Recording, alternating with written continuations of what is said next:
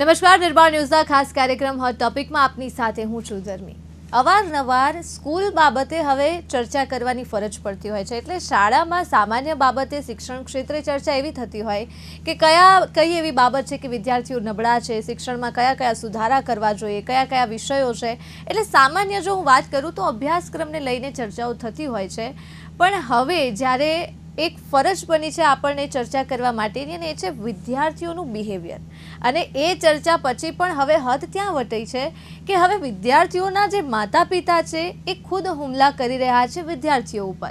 અંકલેશ્વરથી આ ઘટના સામે આવી છે. ટૂંકમાં ઘટનાનો જો પરિચય આપું તો બે વિદ્યાર્થીનીઓ વચ્ચે કોઈ બોલાચાલી થઈ હશે. ધોરણ 12ની આ વિદ્યાર્થીનીઓ છે, એટલે કહી શકાય કે સાવ નાના બાળકો પણ નથી, ધોરણ 12માં ભણતા વિદ્યાર્થીઓ છે.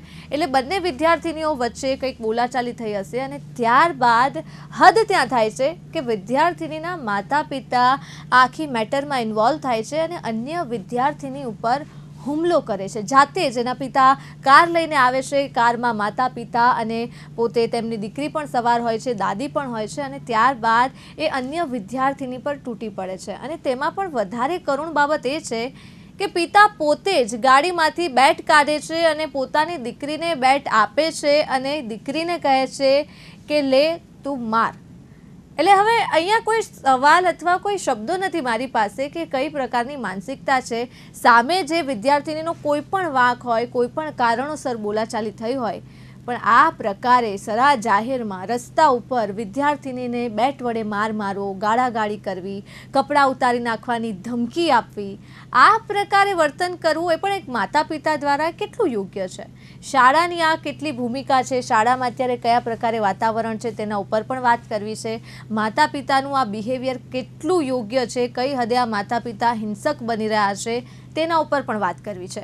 ચર્ચા કરવા માટે આપણી સાથે જોડાયા છે સામાજિક કાર્યકર્તા પૂનમ પાંચાણી, સાથે જોડાયા છે શાળા સંચાલક શશી ભટ્ટ અને સાથે જોડાયા છે મનોચિકિત્સક ડોક્ટર જ્યોતિક ભચેટ. સૌપ્રથમ આપ ત્રણેય એક્સપર્ટનું હાર્દિક સ્વાગત છે નિર્માણ ન્યૂઝમાં.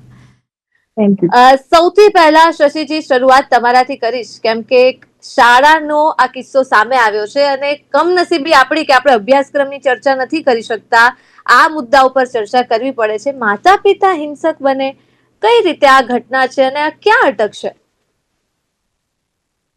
બહુ શોકિંગ ઘટના છે અને શાળાથી લિંક છે. જો શાળામાં નથી થઈ ધાર્મી તો પણ આપણને જે છે એ ઘટના કઈ પણ હિસાબે સ્વીકાર્ય નથી.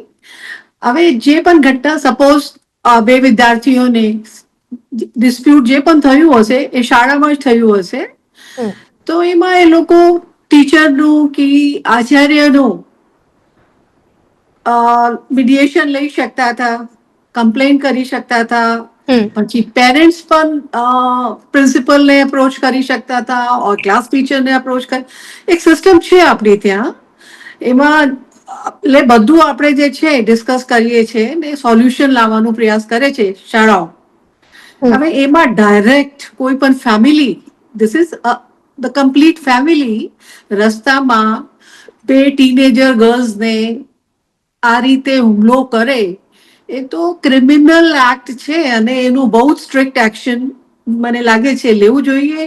અને જે વિક્ટિમ્સ છે એમના પેરેન્ટ્સે કમ્પ્લેન કરી હશે અને જે પણ છે આપણે પોલીસ છે કે જ્યુડિશરી છે એને સ્ટ્રિક્ટ એક્શન લેવું જોઈએ, કેમ કે એ ઘટના કોઈ પણ હિસાબે સમાજમાં સ્વીકાર્ય નથી કે એક આખી ફેમિલી આ રીતે બે છોકરીઓને રસ્તામાં રોકીને હુમલો કરે અને એસોલ્ટ કરે ને પછી હ્યુમિલિએટ કરે અને ઇન્ટિમિડેટ કરે.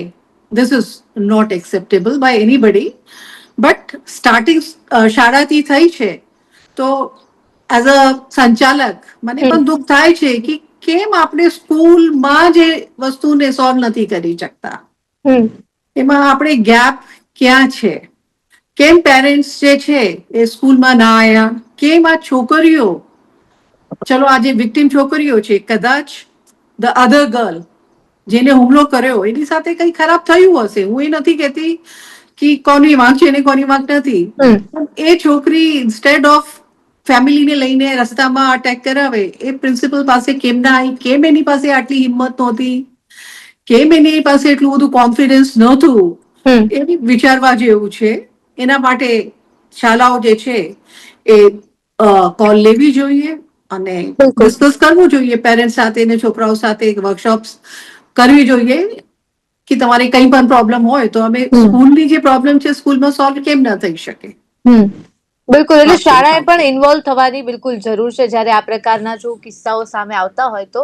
આગળ વાત કરીએ પૂનમજી, આપણે સામાન્ય રીતે વિદ્યાર્થીઓની ચર્ચા કરતા હોય છે. આ પહેલા પણ અનેક કરુણ ઘટનાઓ આવી છે કે વિદ્યાર્થીઓએ વિદ્યાર્થી પર હુમલો કર્યો હોય અને વિદ્યાર્થીનું મોત થયું હોય ત્યાં સુધીની ગંભીર ઘટનાઓ આપણા સમાજમાં છે, ઘટી છે. પણ ત્યારે આપણે માતા પિતાને સલાહ આપતા હતા કે માતા પિતાએ ધ્યાન રાખવું, પોતાના વિદ્યાર્થીનું ધ્યાન રાખવું. હવે આ કિસ્સો એનાથી આગળ વધ્યો છે. પોતે માતા પિતા જ હુમલો કરે તો ફરિયાદ કોને કરવી, સમજાવવું કોને અને કોને કહેવા જશું કે આ ખોટું છે? ધાર્મિકબેન, આમ જોવા જઈએ તો આ બહુ આઘાતજનક કિસ્સો છે, કારણ કે હું પોતે શોકમાં છે આ પરિસ્થિતિ જોઈને.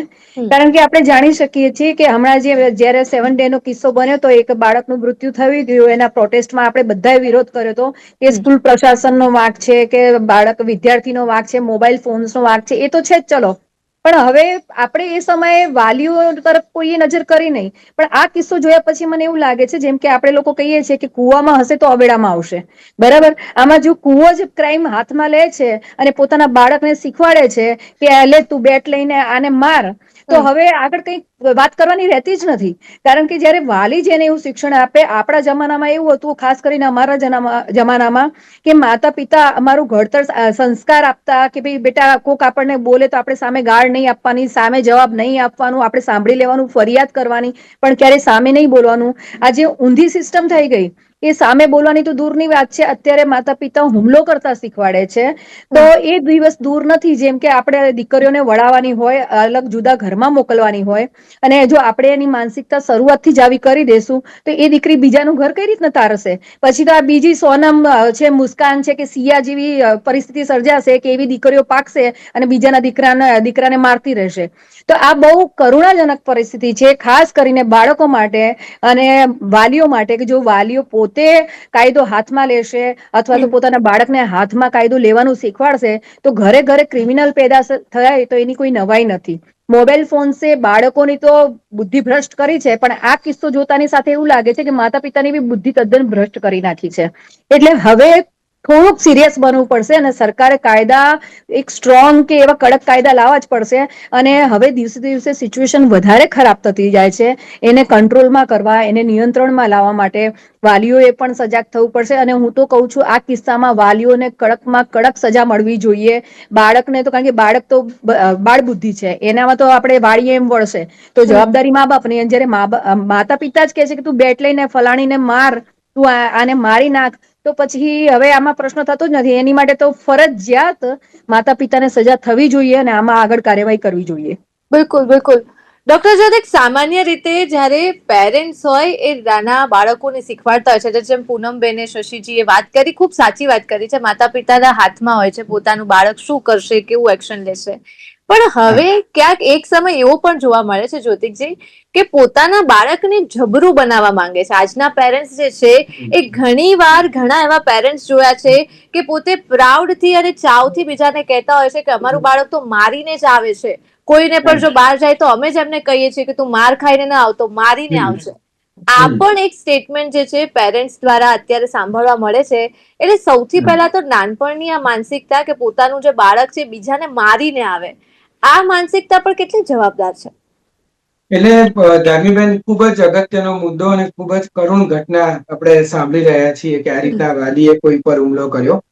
એટલે ખરેખર વાત એ છે કે આજે પેરેન્ટિંગ, એના વિશે એટલી બધી ગેરમાન્યતાઓ છે કે આજે જૂના જમાનાના જે પેરેન્ટિંગના ટેકનિક્સ છે આજના જમાનામાં એપ્લિકેબલ નથી. એટલા માટે મારે મારા બાળકને કઈ રીતના ઉછેરવું, મારે મારા બાળકને ક્યાં હા પાડવી, ક્યાં ના પાડવી, એનું વ્યક્તિગત રીતે કોઈ મનોમંથન કરવામાં આવતું નથી હોતું. અને એટલા જ માટે શું થાય છે કે એમને જે યોગ્ય લાગે છે અથવા બાળકને એ અનુરૂપ છે કે નહીં એવું કશું પણ વિચાર્યા વગર માત્ર સલાહ સૂચન અથવા તમે જે વાત કરી ને કે વર્ચસ્વ વાળી વાત આવે કે ડોમિનેશન, કે ભાઈ હું ડોમિનેટ કરીશ બીજા પર તો જ હું દુનિયામાં આગળ વધીશ, એવી એક માનસિકતા ઇનડાયરેક્ટલી કે ડાયરેક્ટલી બાળકના મનની અંદર નાખવામાં આવે. હવે આમાં એ ડોમિનેશન કરવાની પાછળ પેરેન્ટ્સની પોતાની અંદરની ઇનસિક્યોરિટી છે કે મારું બાળક પાછળ રહી જશે તો, મારું બાળક શું કરા સાંભળે, મારું બાળક કોઈનું શું કામ સહન કરે. તો આજે સહનશીલતા અથવા બીજા તરફની સિમ્પથી અથવા એમ્પથી અથવા મારા વર્તનને કારણે બીજાને તકલીફ થશે એવા સદગુણો સાઈડ પર રહી ગયા છે અને એની જગ્યાએ સામનો કરવો, માર મારવો, જવાબ આપીને આવવો, બીજાને જે નુકસાન થતું હોય તો આપણે કેટલા ટકા, આવી બધી વાતો કરીને બાળકોમાં ઇમ્પલ્સિવિટી એટલે કે અધીરઈ જે છે એ વધતી જતી હોય. હવે આ વાલીઓ તો આ કરે જ છે, પણ સાથે સાથે બરાબર એના પ્રેરણાના સ્ત્રોત પણ ઘણા બધા છે. આજે વાલીઓના પોતાના જ પ્રેરણાના સ્ત્રોત ઘણા બધા છે, જેમ કે ભાઈ મોબાઈલ પર આવતા હિંસક બધા વિડીયો, જેમ કે આવતા બધા ટીવી ચેનલ પર બધા મૂવીઝ, અને એ લોકો એવું સમજે છે કે જો અમે આવી રીતે સેફગાર્ડ નહીં કરીએ, અમારી સેફટી સિક્યોરિટી નહીં કરીએ તો અમારું બાળક આગળ નહીં આવી શકે, અમારું બાળક બીજા કરતા ઝૂકીને રહેશે. એટલે આજે જે ઘણા પિક્ચરમાં જેવું કે છે ઝૂકેગા નહીં સાલા ને એ બધી વાતો કરે છે, એટલે આ બધી માનસિકતાઓ ક્યાંથી આવે છે કે ભાઈ ઝૂકવાનું નહીં, પણ ભાઈ દુનિયા જે છે એ હ્યુમન ઇન્ટરેક્શન, એકબીજાના સપોર્ટથી ચાલતી વાત છે. આજે કોઈ પણ વ્યવસાય, કોઈ પણ સંબંધ જે છે એકબીજાને સમજણથી ચાલતી આવતી વાત છે. એટલે આ સદગુણો ધીમે ધીમે પેરેન્ટિંગમાંથી ઉતરતા ગયા છે અને કોમ્પિટિશન, ડોમિનેશન, વર્ચસ્વ, રિબેલિયસનેસ એ વધતું ગયું છે અને એટલે સરવાળે આ બધી ઘટનાઓ પરિણામે છે. બિલકુલ. એટલે ડિરેક્ટલી ઇનડિરેક્ટલી જે આ ડાયલોગ્સ છે, આ પ્રકારની જે માનસિકતા છે એ અસર કરે છે. એટલે ત્યારે આપણને ભલે એમ લાગતું હોય કે આ માત્ર એક ડાયલોગ છે, આ માત્ર એક રીલ છે, પણ એ ટ્રિગર કરે છે બેક ઓફ ધ માઇન્ડ. જો આપણે જોવા જઈએ તો એ વસ્તુ માણસના મગજમાં ઉતરે છે અને એનું રિઝલ્ટ જે છે આ પ્રકારની ઘટનામાં આપણને દેખાય છે. શશીજી, શાળાની જો વાત કરીએ તો શાળામાં અત્યારે કયા પ્રકારનો માહોલ બની રહ્યો છે? એ ટ્યુશન ક્લાસીસ હોય કે શાળા હોય કે કોઈ પણ એવું, કેમ કે શિક્ષણનું ધામ ગણાય છે. પહેલા એવું ગણાતું હતું કે શાળા જાય એટલે માતા પિતા જે હોય બિંદાસ હોય કે બાળક જે છે સ્કૂલે ગયું છે. હવે ચિંતામાં રહે છે કે જ્યાં સુધી શાળાથી પરત સલામતીના ભાગરૂપે પાછું ન આવે ત્યાં સુધી એમને સતત ચિંતા રહે છે કે બાળક કેવી રીતે હશે, સારું હશે, નહીં હોય. એટલે શું બદલાયું છે અને શું ખૂટી રહ્યું છે? કમ્યુનિકેશન ગેપ આવી રહ્યો છે પેરેન્ટ્સ વચ્ચે, બાળક વચ્ચે, ટીચર્સ વચ્ચે. કમી ક્યાં રહી જાય છે? જે એજ ગ્રુપ છે આ વિદ્યાર્થીનીઓને, આ એડોલેસન્ટ એજ ગ્રુપ છે અને એમાં જે છે ઘણા બધા ચેન્જીસ થતા હોય. હવે એક આઈડેન્ટિટી ક્રાઇસિસ ચાલતું હોય, અમે લોકો એમને નાના છોકરાઓ સમજીએ છીએ, એ પોતાને ગ્રોન અપ ઇન્ડિવિજ્યુઅલ્સ ગણે છે, એ લોકોની વિચારધારા હોય, એ લોકોની આઈડિયોલોજી પણ ડેવલપ થઈ ગયેલી હોય. તો આ બધી ક્રાઇસિસમાં થોડું ઘણું જે છે અમારા ટાઈમમાં પણ, તમારા ટાઈમમાં પણ અને અત્યારે પણ આ કોન્ફ્લિક્ટ તો નેચરલ છે, બાયોલોજિકલ છે, રાઈટ? હવે આપણે એને કેવી રીતે હેન્ડલ કરવું એ અઘરું છે. ત્યારે હતું, આજે છે ને આગળ રહેશે. કેમ કે પણ એમાં શાળાનું પણ મને એવું લાગે છે કે થોડું એક તો numbers of students A matter કરે છે. ક્લાસમાં 60 છોકરાઓ હોય, સિલેબસનું સ્ટ્રેસ હોય, પછી બોર્ડ ક્લાસ છે એટલે એક્ઝામનું પેલું હોય સ્ટ્રેસ ટીચર્સને. તો જે ઇન્ટરેક્શન છે છોકરાની વચ્ચે ને ક્લાસ ટીચરની વચ્ચે ને પેરેન્ટ્સની વચ્ચે, હવે છોકરું અહીંથી છૂટ્યું, ટ્યુશન ક્લાસમાં ગયું, ટ્યુશન ક્લાસથી ગયું, આવીને પછી એના કંઈ ઓનલાઈન ક્લાસીસ હોય એ પૂરું કરે, બીજા દિવસ સવારે ઉઠીને, તો પેરેન્ટ્સ સાથે પણ ઇન્ટરેક્ટ થતું નથી. ઘરમાં સપોઝ કોઈ પણ એની સાથે, આ છોકરી સાથે બનાવ બન્યો હોય અને એને ઘરે જઈને કમ્પ્લેન કરી હોય, એટલે પેરેન્ટ્સ એટલા બધા ડરે છે અત્યારે કે કોઈ પણ આડી અસર કે બેડ કંપની કે બેડ કંઈ છોકરા સાથે થતું, થોડું પણ નાની પણ ઘટના હોય એને સિરિયસલી લઈને એને મોટું કરી નાખ્યું હશે. અને એમાં જે એ લોકોની એપ્રોચ હતી, તમારે કન્સર્ન હોવું જોઈએ કે આજે છોકરી સાથે કંઈ પણ બનાવ બન્યું છે સ્કૂલમાં અને એને સ્કૂલ વાળાઓએ નથી લીધું સિરિયસલી અને આજે તમારે ઇન્ટરફિયર કરવાની જરૂર પડી. પણ તો પણ મને લાગે છે કે એ લોકોની એપ્રોચ ખરાબ હતી અને એ લોકો કરી શકતા હતા કે સ્કૂલમાં કરે, નહીં તો આપણે, તમે લોકો પ્રેસ મીડિયા છો ને, કે મોટું હોત તો પ્રેસ મીડિયા સુધી જાય અને પોલીસ કમ્પ્લેન તો કરવી જોઈએ. સપોઝ સ્કૂલ પર ના અગર સિરિયસ કન્સર્ન હતું કે તમે બેટથી મારો અને કપડાં ફાડી નાખો, આટલી બધી મોટી બાબત હતી, તો એટલીસ્ટ સ્કૂલની પણ તો કમ્પ્લેન કરી શકતા હતા એ લોકો જઈને પોલીસમાં કે ભાઈ સ્કૂલ વાળાઓ ધ્યાન નથી આપતા, કઈ મોટું હશે તો આપણને ખબર નથી કે હતું શું. એટલે એ જ વાત તો પછી કદાચ આપણે એવું completely માનીએ not. પણ કે બંને વિદ્યાર્થીઓમાંથી વાંક કોનો હશે કોનો નતો એ મેટરમાં આપણે પડવું નથી, એ જે પણ હોય, પણ જે એક્શન સામે આવ્યું છે કે એપ્રોચ રસ્તા ઉપર બહુ જ ખરાબ છે, બહુ જ ખરાબ છે એન્ડ કમ્પ્લીટલી નોટ એક્સેપ્ટેબલ છે. અને સ્કૂલ વાળાઓ, મને નથી લાગતું કે કઈ પણ સ્કૂલ વાળાઓની નોલેજમાં હશે. લગભગ જે સ્ટુડન્ટ છે એ લોકો લાગે છે કે અમે જાતે જ હેન્ડલ કરી લઈશું, અથવા એ લોકો ઘરવાળાઓનું ઇન્ફ્લુઅન્સ બતાવવા માંગે છે. જે વર્ચસ્વની વાત કરી યસ આપણે જ્યોતિભાઈએ, એ પણ વાત છે કે ઇન્ફ્લુએન્શિયલ ફેમિલીથી આવતા હોય ને એ બીજા લોકો ઉપર એ લોકો અસર્ટ કરતા હોય, તો એ પણ બની શકે. અને શાળાનું તો એમાં મને કઈ બહુ મોટી રોલ, ઘટના ઘટી એમાં કઈ દેખાતું નથી શાળાનું રોલ. બિલકુલ, શાળાની અહીંયા કોઈ વાત નથી, શાળાનો કોઈ રોલ નથી, પણ શાળામાં જે પ્રકારે બોલાચાલી થતી જોતી છે. એટલે હું એ જ કહેવા માંગતો હતો કે જેમ શશીબેને વાત કરી એમ અગ્રીડ કે શાળામાં આ બન્યું નથી, પણ અત્યારનો આ જે જમાનો છે એમાં એવું છે કે આપણે શાળા એટલે કે શિક્ષકને આપણા પરિવાર કે કેળવણીનો ભાગ ગણતા જ નથી. આજે વાલીઓ શિક્ષક કે પેરેન્ટ જે છે ટીચર્સ કે ટ્યુશન ટીચર એને શું ગણે છે કે ભાઈ ખાલી ભણાઈને વાર્તા પતી ગઈ. બાળકના સર્વાંગી વિકાસ માટે કે ટીન એજના સર્વાંગી વિકાસ માટે શિક્ષક, વાલી અને બાળક આ ત્રણની ટીમ ભેગી થાય તો જ સરખું થાય. એટલે એક પણ વસ્તુ ઢીલી પડે ત્યાં મુશ્કેલી થઈ જાય, અને આ નથી થતું એટલે પછી માનસિક તકલીફો થતી હોય છે. એટલે જે કમ્યુનિકેશન ગેપ છે અત્યારે સ્પષ્ટ જોવા મળી રહ્યો છે. પૂનમજી, પેરેન્ટિંગની હંમેશા વાત આવતી હોય છે, જે પ્રકારે બંને એક્સપર્ટે વાત કરી, જ્યોતિકભાઈએ વાત કરી, શશીજીએ વાત કરી, કોન્ફ્લિક્ટ પહેલા પણ થતા હતા, બાળકો પહેલા પણ ઝઘડતા હતા, પણ પહેલા એનું સોલ્યુશન શાંતિથી આવતું હતું, શાળાએ જઈને આવતું હતું. વધીને તો બંને જે બાળકો હોય એના પેરેન્ટ્સ મળીને વાત કરતા હતા, સામસામે બેસીને શું મેટર છે, કઈ રીતે છે, કોનો વાંક છે. પણ હવે આવી રીતે રસ્તા પર ઉતરીને જો મારામારી પર ઉતરી જશે પેરેન્ટ્સ પોતે, માતા પિતા, તો કઈ રીતે આને અટકાવી શકાય? આમાં છે ને ક્યાંક રોલ જોઈન્ટ ફેમિલી અને ન્યુક્લિયર ફેમિલીનો બી આવે છે, મને એવું લાગે છે. કારણ કે પેલા આપણે જોઈન્ટ ફેમિલીમાં રહેતા ને તો મમ્મી પપ્પા આપણી વોચ મમ્મી પપ્પા રાખે, પણ મમ્મી પપ્પાની વોચ આપણા દાદા દાદી કે વડીલો રાખતા, અને એક બોન્ડિંગ રહેતું, એકબીજાની ચિંતા રહેતી, કેર રહેતી, લાગણી રહેતી, અને પેલું કહેવાય ને એકબીજાની હૂંફ રહેતી કે કદાચ મમ્મી પપ્પા હાજર ના હોય તો બા દાદા હોય તેની સાથે ટાઈમ સ્પેન્ડ કરી શકાય. ક્યાંક કોઈક ફેમિલીનો કોઈ મેમ્બર ભૂલ કરતો હોય તો પોતાના અનુભવ પ્રમાણે દાદા દાદી કે મમ્મી પપ્પા સલાહ સૂચન એટલે કરતા, વાતચીત થતી પહેલા, વાતચીત થતી એક્ઝેક્ટલી. અને જે બીજું હવે એક તો નથી થતી. નિયંત્રણ, કંટ્રોલ, કે વડીલો ઘરમાં હોય તો વડીલો એક કહેવાય ને વડ સમાવવાનો હોય કે એની છત્ર છાયામાં બધી પાંખડીઓ ખુલતી હોય છે. પણ આપણે એ બધું છોડી દીધું. હવે કેવું છે, મા બાપ એની રીતના જીવન જીવે છે, વર્કિંગ હોય અને મોબાઈલ ફોન લઈને બેસી જાય. બાળકો એની રીતના જીવન જીવે છે, એ પણ મોબાઈલ ફોન લઈને બેસી જાય. 4 રૂમ હોય તો 4 રૂમમાં અલગ અલગ જણા હોય અને મોબાઈલ ફોન લઈને બેઠા હોય. એટલે હવે કોઈને કોઈની સાથે લેવા દેવા નથી, અને એના રીઝનથી બોન્ડિંગ ઘટી ગયું છે. એકબીજા સાથે જે લાગણીના સંબંધ છે એ ઓછા થઈ ગયા છે. અને એના લીધે ક્યાંક ને ક્યાંક માતા પિતાને હવે એવી ચિંતા નથી રહેતી કે ના મારા બાળકથી કંઈક ખોટું કામ થઈ જશે તો મારા બાળકને આવું થઈ ગયું તો એનું ભવિષ્ય બગડશે, તો એવું કોઈને કઈ ચિંતા નથી રહી. કદાચ વિચારતા નથી, અથવા તો એમના મગજમાં હવે એ બધી વાત આવતી નથી. આપણા સમયમાં કેવું હતું કે પેલા આપણે આપણા બાળકનું ભવિષ્ય વિચારતા, માણસ જીવતું જ પોતાના બાળકના ભવિષ્ય માટે.